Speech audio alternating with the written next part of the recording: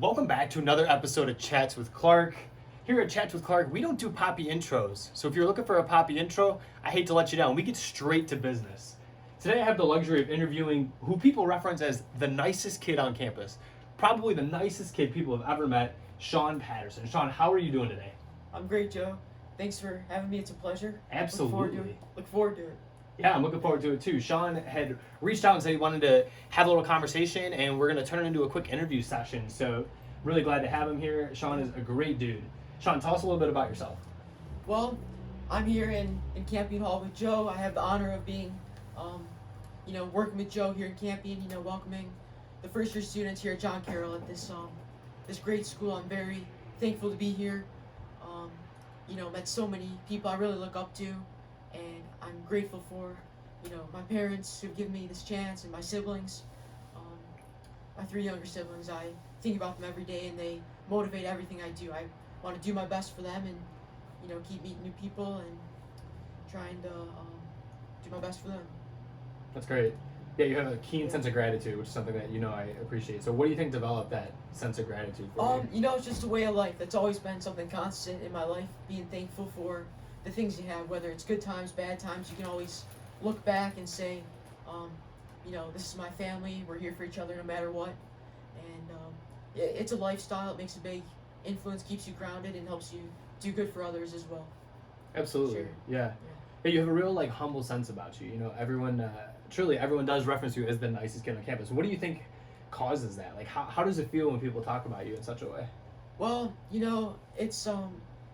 it's not always true by far, but it's something we aspire to. I think that one big thing is welcoming people, just taking a genuine interest in other people, what they have to say. That's people forget what you say, they never forget how you make them feel, and just being there for them, talking about what they're interested in. That's a great way to make friends and deepen connections and bring out the best in others. Yeah. What do you think are the skills that you use to bring out the best in other people?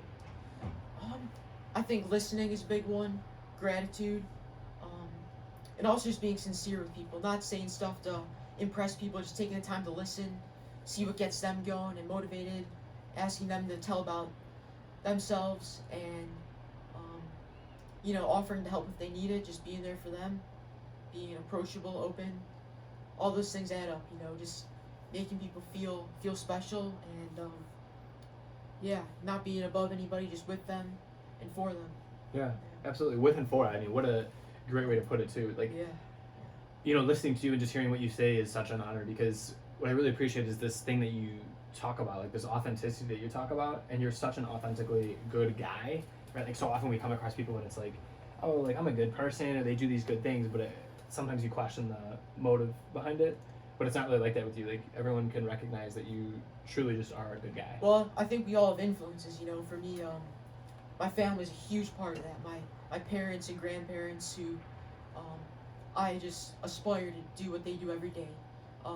Just live good, humble lives, aimed at love and, devotion to what matters to each other.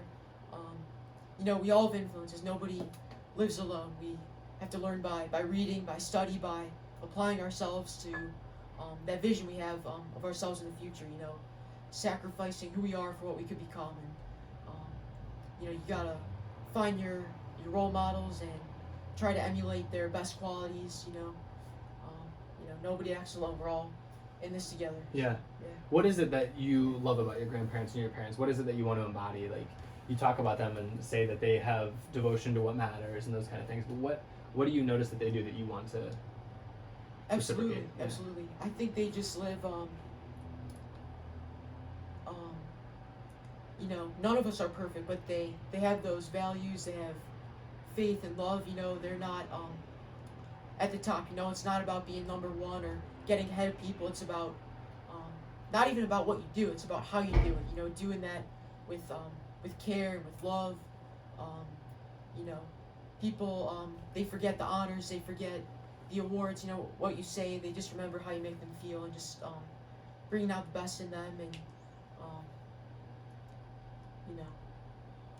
It's Yeah. it's hard to explain sometimes just because it's so naturally for them. For me, it's there's a lot of searching, about what we want to do. But for them, they've just always been devoted and caring, and I really look up to that. So. Well, it seems like it's completely natural for you too. For anyone that has the luxury of knowing you, it's very much so that way. Like, I met Sean last year. Sean is a sophomore, and this is my senior year. So, my luxury of knowing Sean in a school capacity is only going to be a 2 short, quick years. But I knew Sean last year, and everyone knew very quickly that when with Sean on campus that he was just like this nice, like genuinely confident, happy guy, right? Like it takes a lot to say that someone is so happy that everyone recognizes you as literally the nicest kid on campus. That is so impressive. Like what an accolade too. It's funny because like of course there's people that are smart, there's people that are crazy athletic, but out of all the things to be complimented with, to be the nicest kid is something that I think all people would want, right?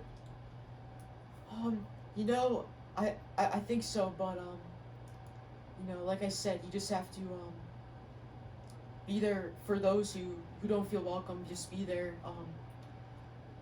When I came into John Carroll, it was a big turning point for me.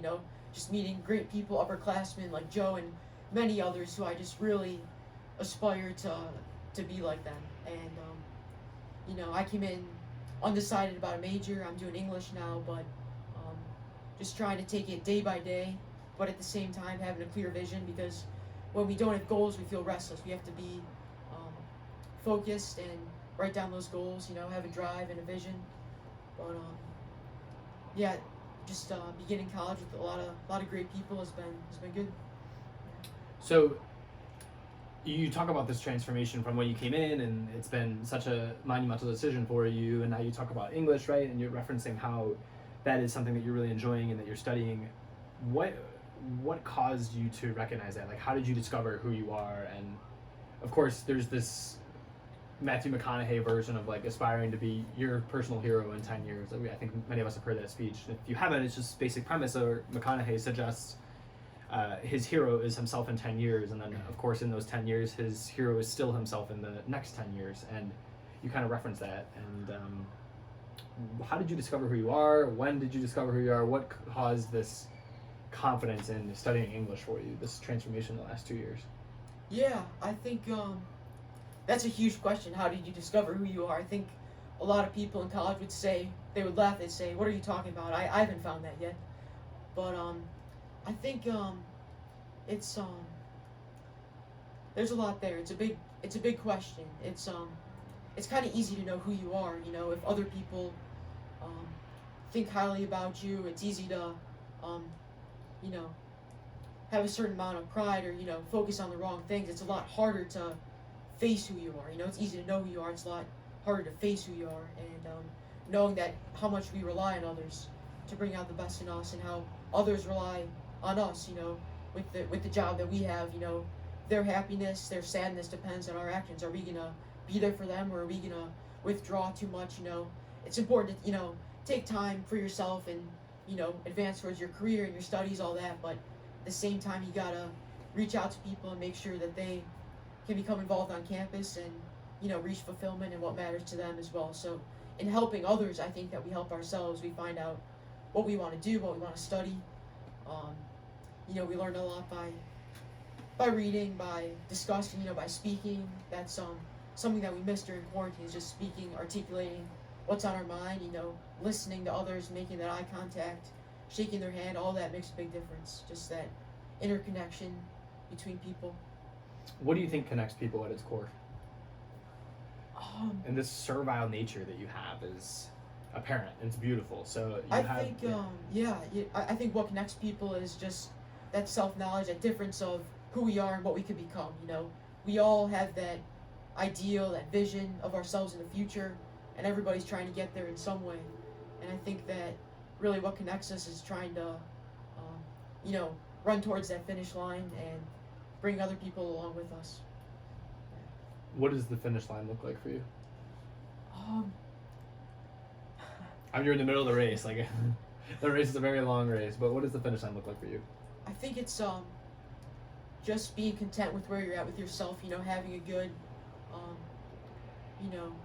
you just feel at peace with yourself and your career and your relationships, your involvement, hobbies, all that is just you know, and nobody ever truly reaches it till the end of our lives when we look back. But I think it's good to meet good people, influence people, but at the end of the day, you have to look at yourself in your mirror, know whether or not you gave your best, whether or not you held back or went all in towards that finish line. Great. Yeah.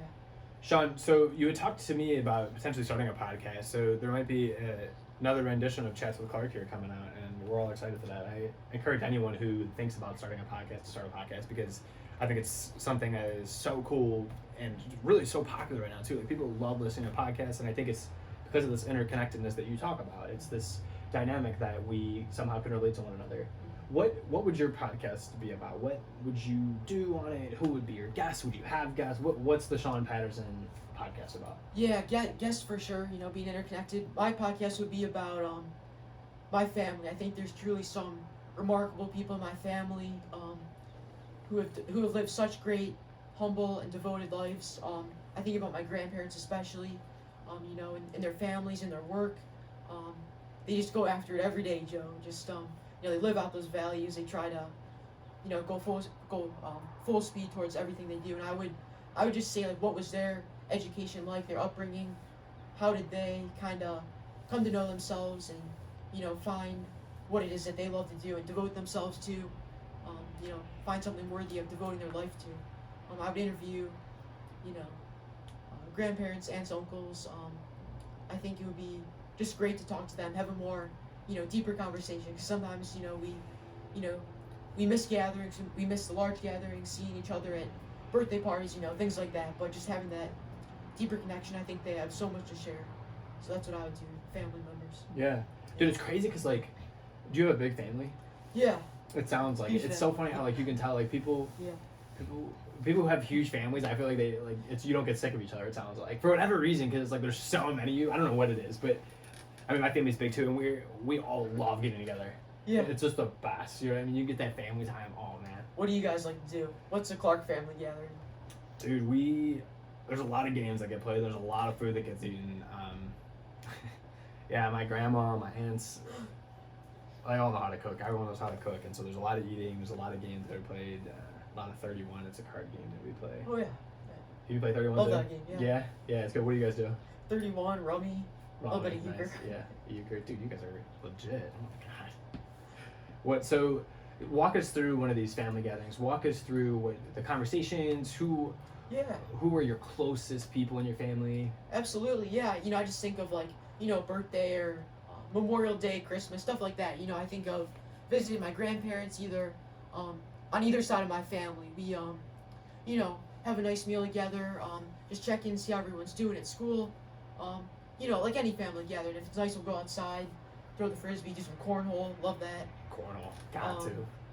You know, just like you said, have a nice meal, play some cards, and another big thing is music. You know, listening to Irish music. It's always in the background at the Patterson house. You know, it's just the way we stay connected. Those songs have a ton of good messages, a good beat, and that's another way that we bond with people. You know, through sounds, through language. It's like a poem set to music, but you think nothing of it. You know, it's just in the background, but it becomes so meaningful, ingrained in your mind. Those messages, and you know, just those small moments that we share together. These grandparents that you talk about, are they both Irish? Oh yeah, 100% Irish. You know, Both of them. Both my great grandmothers came from County Mayo, so St. Patrick's Day is a favorite holiday. You know, we spend time together. We're all about love, loyalty, friendship, and just very, very proud of that and where we came from. You know, Yeah. in order to know where we're going, we have to know where we came from. You know, stay grounded, and but yeah, family gatherings are great. They are great. Yeah. So talk a little bit more about this. Do you have, like, Irish dancers in your family? I'm fascinated. I love Yeah, people's you know, histories. my sister dabbled in Irish dancing Okay. a little bit, like the jigs and the feshes, you know, all Yeah. that stuff, you know, real upbeat music. That wasn't my thing, you know, I just ran and stuff, but and then you know, mostly just the music. We go to the Irish festivals, and I think even if you're not Irish, there's a lot to be learned from the songs, from, you know, the struggles that they faced. I think, you know, no matter where we came from, we all have ancestors who sacrificed a great deal, you know, for us to be at school, to be at our jobs, whatever it might be. You know, we can all look back, and even if we've never met our family, we can look back and appreciate and show gratitude for them. Absolutely. Yeah, dude, that's amazing because the interconnectedness that we keep talking about, it goes that far. Like when you have such an understanding of your history and an appreciation for those great grandparents and beyond, that connects you all the more because you all have that, and that's what it's about. And those stories are endless, dude. Yeah. Give us a story. What is like? I'm sure there has to be countless stories from your family who is from Ireland, which is amazing. What is the most influential story that you've heard? Or maybe the craziest, most off the cuff, whatever you could think of, whatever story comes to mind. When I say give me a story, what comes to your mind? Oh wow, that's a great question. You mean from like in Ireland or? Whatever, either. Okay. Yeah, I'm just picturing like. Let me tell you what I'm picturing. With the cliche, you probably have a Guinness in your hand, and you're at the table, and you guys are playing cards, and Grandma or Grandpa start singing what? I think of a time that there's so many that come to mind. Like when there's this mountain called Croagh Patrick. It's in County Mayo. It's where, according to legend, St. Patrick drove the snakes out of Ireland. My dad scaled that thing in like half the time it usually takes other people. I remember one time my dad was there with my grandpa. They got like exclusive access to this golf course. They just played a few rounds of golf. My grandpa's always like, oh, I wish I had my camera. You know, just fields and fields of green. You know, for miles on end. Wow. But just bonding over that sport, music, our heritage. I think that you know, traveling to where you came from is a big thing. But, Have you been to Ireland? Not yet. No. Not yet. Yeah. I love the way you put it. Not yet. It's on the list. Yeah. But Is that the top place you want to go to? Ireland, Italy, yeah. Yeah. Probably Ireland would be number. I mean, no knock on all the rest of the places, but yeah. Yeah. Absolutely. But Dude, you should go. Yeah. Are you gonna go? Possibly. You know, might be a few years off, but Yeah, but gotta finish up my studies. But yeah, like you said, you know, just visiting those places, and it would be great. Would you ever study abroad there? Possibly. I think there's a lot to be learned. You know. Yeah, it's but right now, you know, we're here just trying to do our best. Where are you from? Where did you come from? Where do you consider home? You know. Dude, yeah. My grandpa's Irish, through and through. Irish, same thing. He's great.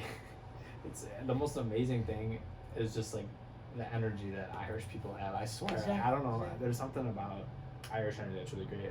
My grandma is Italian and German and the whole 9 yards. So everyone's good. We're really close and have developed our own traditions, like the soups that we eat on different food or stuffed meatballs. Oh my god, everything. Yeah. Yeah, it makes me. I would just all bring a smile to my face and talk about family. I think That's about great. it the same way. That's great. Yeah, dude. So you keep referencing music, and we talked about the Irish music. Do you play any instruments or anything? What is it about music that you specifically like?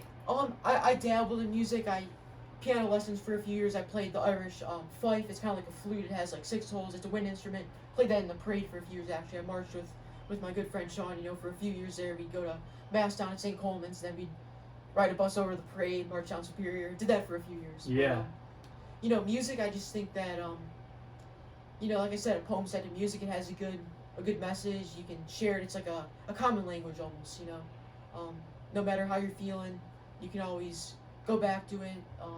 You know, stay grounded that way. What's your favorite Irish song? Oh, that's a good question. There's too many. I would say my favorite Irish song, my favorite band's the Wolf Tones. Boston Rose would be the song. Boston Roads. Boston Rose. Rose. Like the okay. flower. Okay. Yeah. When I was a kid, I knew that song by heart. You know, I think we all have these songs or experiences that we kind of are drawn to in our childhood, and then we don't fully know the meaning of it till many years later. It's the same, you know, with like a book or a movie, you know, or a song. You know, when you're young, you learn the lyrics, you know, whether they're happy, whether they're sad, but then when you're older, you know the meaning of those words. Yeah. Okay, so if you're watching this on YouTube, I will put the link below to Boston Rose. So don't click away yet, but when you do finish this interview, head to the link below, click Boston Rose, check it out. What is the meaning of Boston Rose? It's Are there even words first and foremost? yeah, it's Okay. it's just about searching for love while staying true to your family. Um, it just has a good beat to it, Yeah. But, Irish music always has a familial undertone to it. It's always like about loyalty to the family. exactly. Cool. There's a great diversity in music. Some are like ballads. Some are like rebel songs, like really rock, like hard rock. It all depends on the mood. So just learning those lyrics, and a lot of that goes into English as well. So studying that. So. Sean, to tangent a little bit, you are a great runner. I see you running around campus sometimes. You just mentioned that you were a runner and less of an Irish dancer per se. Wait! You should see this guy playing basketball. He balls out in the gym every time I walk by. 2 hours a night, but yeah, I run every once in a a lot while. of time. What? Thank you for the compliment too. But what is it about running that you enjoy? I think running is a good metaphor for life. I think a lot of people know me as like a quiet person, a studious person, but I'm actually a high energy person. I like that adrenaline.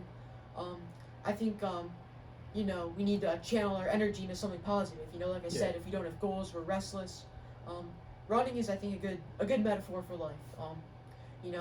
I ran like in high school, just as a sport. Like my siblings are much better athletes, but it's about having a lofty goal and then going out there and crushing it. Doing something that you didn't think you could do before. Like back when I was a senior, in 2019, decided to do a half marathon. Trained for that every week. That was 2 years ago. My priorities have changed a little bit, but anyway, I did this race. I got 4th place. Congratulations. I missed 3rd place by 5 seconds, but I wasn't disappointed because at the end, I passed someone. There's nothing more exhilarating than just going by, hawking someone at the very last moment. And often in life, that person you need to pass is yourself. You're the one who's holding you back, and you need to, go after that person, overtake, yourself, and just rise above your own limitations that you put on yourself.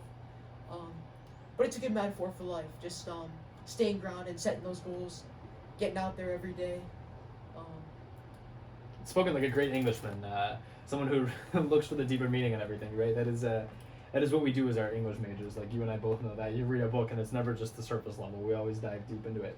So you love to run, okay, and it motivates you to set these goals, and you keep referencing these goals. How do you set your goals? Like what do you do to say, this is my goal? How do you determine what your goals are? Yeah, so actually one thing I always go back to is the mission of my high school. We talk about, at St. Ed's, we talk about faith, excellence, relationships, servant leadership, and faith is always a big one, because if we lose faith, we lose love, we lose hope, we gotta stay grounded in what ultimately matters, go after the right things, and that's not always easy to do. But another thing would be excellence, trying to be diligent in our studies, it's, like I said, I have a long way to go. It takes a lot of practice, but also relationships, like I said earlier, the big thing is relating to people on, a deeper level, just getting to know who they are, taking an interest in them, I think is important, being grateful for those friends that we do have, the friends yet to be, connecting with old friends, that means a lot to me. And when I set a goal, I always think about relationships. How is this going to improve my family, improve my relationships that I have already, form new ones, that's always a big part of goal setting, because, it's not just solitary, it always has to be, how are we affecting the world around us as well. So, yeah. Do you write them down? Like, what is your method for achieving them? Not always, they say a goal not written is only a wish. I don't always write them down, but lately, it's been career focused and, school focused, we get in the grind of classes and everything, you just want to do as well on this paper, this presentation, but I think the big thing is just finding other people who hold you accountable, finding a good group of friends, influential people who are older and wiser than you, like Joe right here. Please. Professors, teachers, parents, whoever it may be, just have someone who shares that vision with you, and look to them for some advice. Yeah, no, I appreciate that. There's of course, there's the age causes wisdom ideology that we all tend to agree with, and it's so true because you have so many experiences. The more you grow, it's funny. I just gave a quick talk at a retreat, and that's what I kept talking about. Is like when we tend to think that life gets harder or something as it goes on, but I don't think that's true. I just think that you get more experiences and more knowledge, right? Like every year you experience so much in a year that of course you're going to have so much to think about and so much to comprehend, and your experiences and your perspective is that much more vast. And I think that's like the most amazing thing. So to decipher what is a career calling and what is a goal for you and what is all of this is really impressive. You do it well. So. I think it's great. It's kind of like running or even basketball. It's not that it gets easier. It's that you get faster, you get stronger. It's a good metaphor for life. It's those things we repeatedly do. It's those small sacrifices, those routines that help us out. But I would ask you, what was a turning point for you that you just you became wiser. You just had a renewed outlook. With the whole podcast. When did you just start focusing on living more intentionally and sharing that with others? Yeah, it's a great question, Sean. I think once we recognize that a lot of things in life are out of our control, personally, I tend to live with less worry. So for me, like as a person of faith, I don't think that we breathe until God tells us to breathe, right? And that is the rawest way I can put it, because there's nothing guaranteed, and the idea is that once we turn our lives over, in my perspective, to God and live in a way that is with the awareness that I'm not guaranteed to finish this interview, like the reality of it. And I don't mean it in like a daunting, like, oh my God, it's so morbid way. It's not like that at all. Like I don't feel like I'm, you know what I mean, like morbid, but it's rather that, like, man, like, you know what, it's out of my control anyway. So I'm gonna put like my all into it. I'm gonna give trust where trust is due, and because of that, it allows you to recognize the things that are really important. Which you keep talking about people in your life. You keep talking about making yourself better for others. That's the idea to me. Like, if there's with this whole podcast, I love to speak. So you asked about like the podcast. I noticed that whenever I was presenting for class or whenever I had to give a speech or anything within that realm, I felt whole. I felt rejuvenated. I was elated about it. I got excited. I don't get nervous. It's right up my forte. And because of that, I'm like, man, like I should start a podcast. I should put videos on YouTube, whatever. And if one person takes something that is remotely constructive or positive for their life, that ripple effects into other people, and then they're going to carry that on to someone else, and those people will carry it on to other people, and it just keeps going. And if it's the simplest thing, if it's that comment I just made about breathing another breath, and whatever, if it's about your running analogy that you created towards life, anything that we say could potentially go on and influence another person. And that's like that's across the board. That's anything you say to someone you're talking to in the cafeteria. It's anyone that you bump into at the Dunkin' Donuts drive-through line. It's no matter where you are, anytime you're interacting with someone, whether it's literally like face-to-face like you and I are, or whether it's virtually like we are with the people that are at home watching this on YouTube or listening on whatever podcast platform you're listening to, it's an interaction. You know what I mean? Sometimes it's passive, sometimes it's active. So there's so much that goes into a human being, and that never can be taken away. So that I don't know, that's what it is to me. Like that kind of mentality is what drives me, I would say. That's great. Yeah, thanks for asking. I appreciate the question. Yeah. It's fascinating. I'm looking forward to the Sean Patterson podcast when it comes out, whatever you title it. But Sean, so I have like a real simple question that I think is kind of interesting. So in my opinion, we observe other people and we dictate their actions as whether it's like, that's good, that's bad.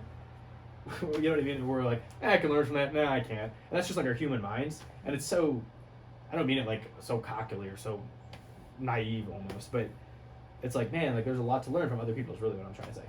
So all that to say, what is the first thing that you do in the morning? You're a positive guy, you like other people, you're a person of faith, you are really driven, like you're really motivated and you seem to really be on it. I've never seen you in a way where you weren't on top of it. At least you show that. So what is the first thing you do when you wake up? The first thing I do when I wake up is give thanks, no matter what. If it's a thank you God, if it's just thank you, if it's just something about giving thanks or gratitude, that's always my first instinct. When I wake up in the morning, because then the rest of your day follows. Sweet. I like to give thanks. I like to say, give thanks, say good morning if anybody's around. I think a good morning, a thank you is just so meaningful. It has that ripple effect like you talk about. If we start out our day the right way, it has a ripple effect the rest of the day as well. We influence people, then they influence people just by our positivity and gratitude first thing, I think. Dude, sweet. Yeah. Same thing. I wake up and I always like jump out of the bed right away. Like I just get out of bed. I think I'll fall back asleep if I don't. Like I like force myself to stand up. And I was like, all right, another day. I'm like, thanks. Here we go. And I'm always like that. I'm like, all right, we got another day. I'm like, let's get it. That's like, great. Yeah, it's just my. Let's get after it. Yeah. Like, I'm here. All right, let's go. That's right. And I love it. So that's a great way to do it. Anytime we can give thanks, we're grounding ourselves and we're placing deeper trust into the wholeness of life, which is powerful. And now, contrarily, what is the last thing that you do? Well, I don't know. I mean, the other night, English paper, I create chaos for myself. I don't always wait till the last minute, but I take till the last minute, just scrutinizing every little thing. Sometimes we, you know how it is, Joey. We have those papers that we do that we worry about that, is never quite finished, never quite complete. So I would say that compared to my mornings and nights are a little less ordered, a little more chaos, a little more unpredictable. But even so, I like to make a list for the next day at the very least. If it's hourly, that's great. But even, these are my top 3 things I got to do. These are people I want to meet with, appointments, meetings I have to have, stuff like that. Classes will always be in there, but and just doing something you love every day too, whether it's basketball, your podcast, it's important to do that as well. Yeah. What are the other things that you love to do? You talked about running. What are the other things that fill the day? So you start it, you give thanks, you get up, you get rolling, you end it by writing down what you want to do the next day, what you have to do. You get all your ducks in a row, basically, which is nice because I like doing that too. It's so helpful the next morning. But so what fills the day? Of course, there's the classes and all the obligatory things, but what fills the day of the time that you have more so the luxury of dictating? Absolutely. So I like to get up fairly early in the morning. The classes are scheduled, but a big part of it here and now at college, as we have three weeks left here, is taking advantage of every opportunity to, like you talked about, have that ripple effect, meet somebody. So like even if you're walking to class, there's always somebody to say hi to, someone to hold the door for, someone to greet. Even after class, classes are always there, but you could stay another 30 seconds and say thank you. You can walk with somebody instead of walking alone. It's those small things that really add up immensely and fill your time for the right reasons. Instead of withdrawing, I think those things make a big difference.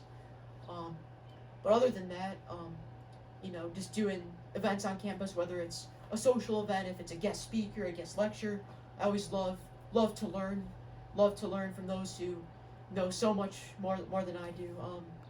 Learning if they have guest speakers, things like that.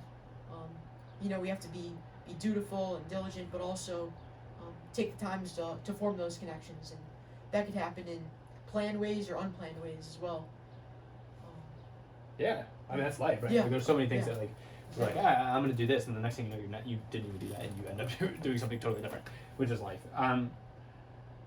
Wow, there's a lot of good stuff that you keep saying. I keep focusing on the phrase that you said. We have to be dutiful and diligent. What did you mean by that? To whom? To what? That's great. To others as well, to our superiors. Those.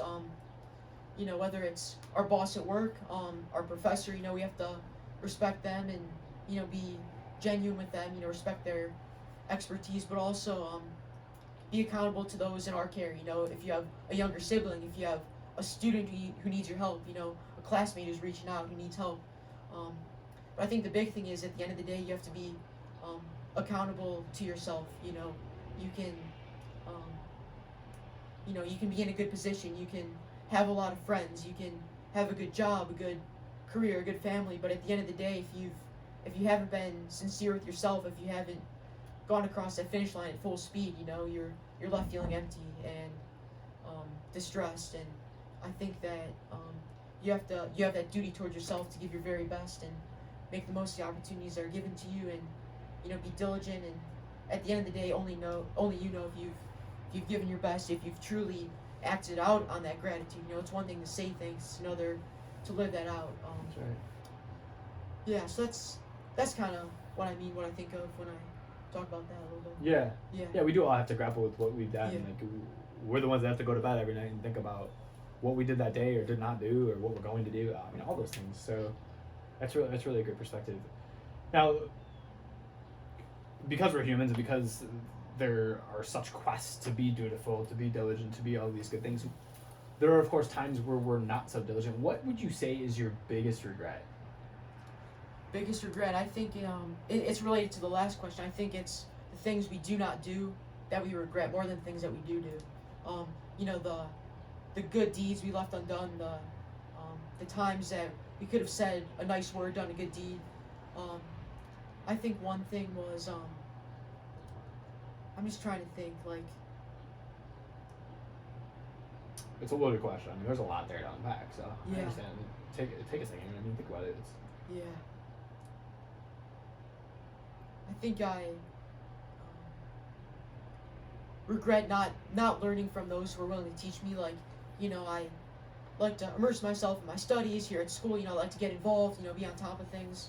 But learning from my family, from my parents at a young age. You know, sometimes I would go off and do my own things, like, you know, running, reading. You know, those are all good things. But you know, I think you know, our parents they've been through it before us. They're a lot wiser than we like to admit when we're young. But really, we have to look up to them and learn from them. So I just kind of regret just you know, trying to get ahead of myself a little bit and just trying to find, you know, just try to, instead of taking it one step at a time, just try to jump ahead. And you know, I think we regret the things that we do not do, the opportunities that are right in front of us. I mean, I'm not sure how it is for you. I mean, you seem to live with no regrets. I mean, I'd ask you, you're graduating, is there anything you would have done differently in your 4 years of college? I was wondering if you're going to turn the tables, but first, a man with such zeal like you is going to, of course, always feel like you may have left a stone unturned because you're so diligent and thorough in making sure that you've made the most out of opportunities and really taken some knowledge and taken some wisdom to learn and to adapt and to grow yourself. If I look at the last 4 years specifically, and from a regret standpoint, it's hard to say specifically that one regrets something because it just implies that there's a dissatisfaction with it. But I would contend that I could have been far more studious, far more disciplined when it comes to that. And I would probably have to leave it at that because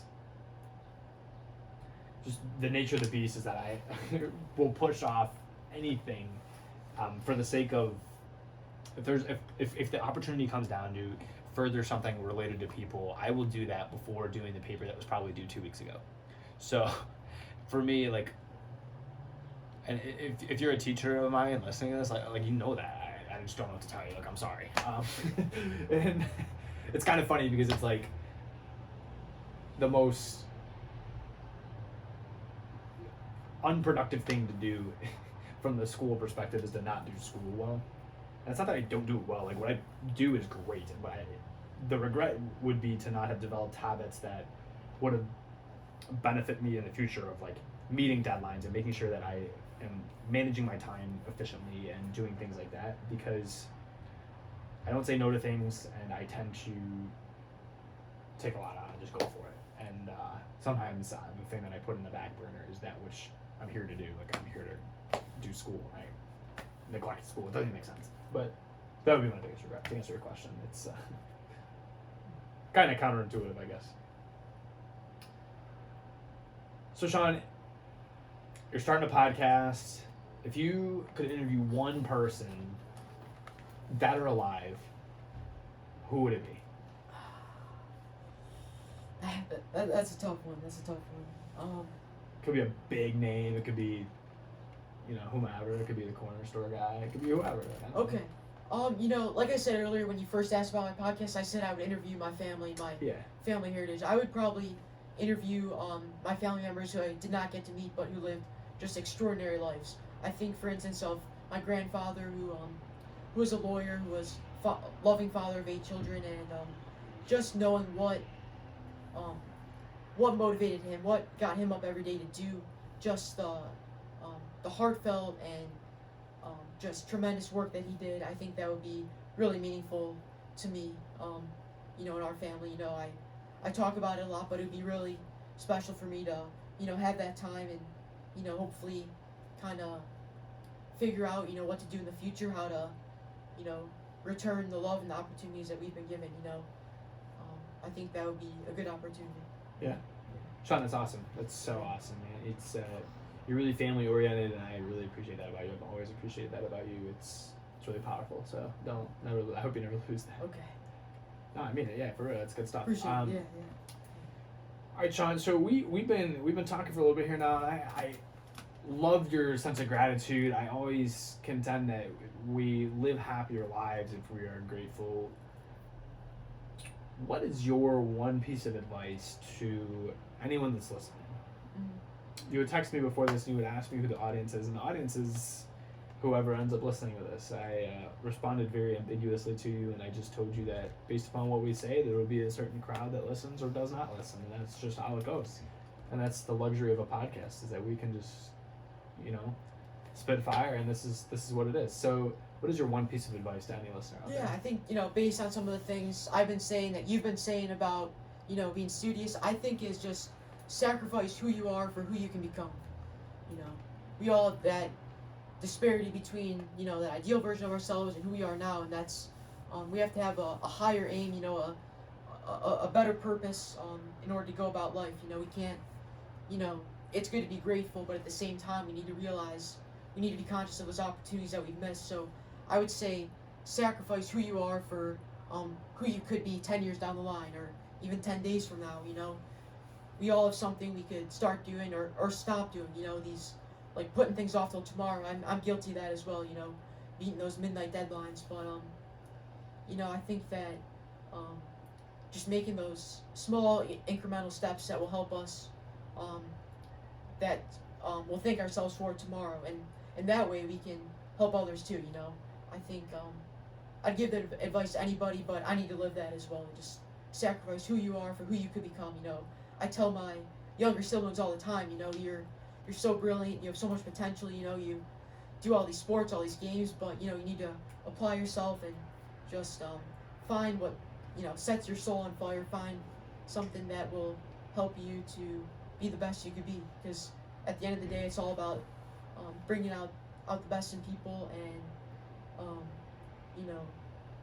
looking for the best in people, because they'll forget what you say on video or in person, but they'll never forget how you made them feel. So you need to make them feel valued and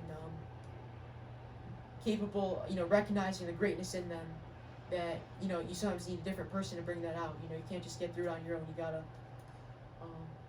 make that sacrifice, and just do it for not just yourself, but do it for others. Be a person for others. Dude, Sean, just sacrifice who you are for who you want to become, and do it for others. That's some wholesome, powerful messaging that you're sharing with all of us.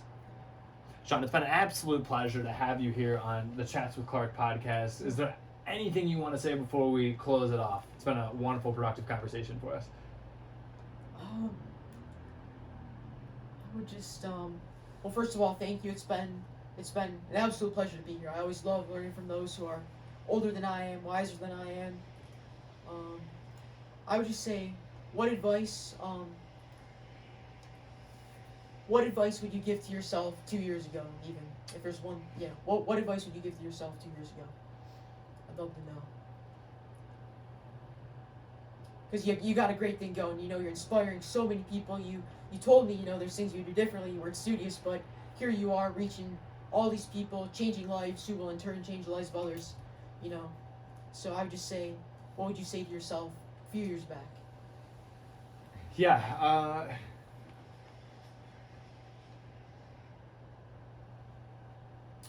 It would probably go along those lines. It would be something along the lines of not learning things the hard way, and I always dabble with this analogy of touching a hot stove. Like, some people don't touch the stove, and then there's plenty of people like myself that like to, put my hand on the stove to find out that it's hot. as opposed to just taking the words of not touching the stove kind of thing. So my advice, and I've received that advice from a plethora of people, to my mom, who I'm sure is watching this, from my uncle who relates with me, and a plethora of great people. So I would say to heed that advice, and that would resultantly have prevented maybe some difficult times within the college studies realm. So yeah. I appreciate the question. Yeah, I think all of us can look at those things we could do better, but it's the end of the year. We're all together for a few more weeks. I think it's good to be grateful as well. For those small victories every day, and just be content with yourself and all the people you're reaching out to. Amen. Yeah. So when we wake up tomorrow, we're gonna think of Sean Patterson. Thanks for being here. We're gonna wake up tomorrow, like I said, and we're going to give thanks for you and for the gift of life itself. So I appreciate you being here again, and for all of you tuning in, don't forget to hit the like, subscribe. Whether you are on Apple Podcasts, whether you're on Spotify, wherever you are, subscribe. Drop a review below. I would love to hear see the 5-star review, see what you have to say, any comments or feedback. And of course, if you're on YouTube, same thing. Throw something in the comment section. I'd love to interact with all of you. Sean, thanks again. Thank you, Joe. You're doing great work. Appreciate it. Thanks.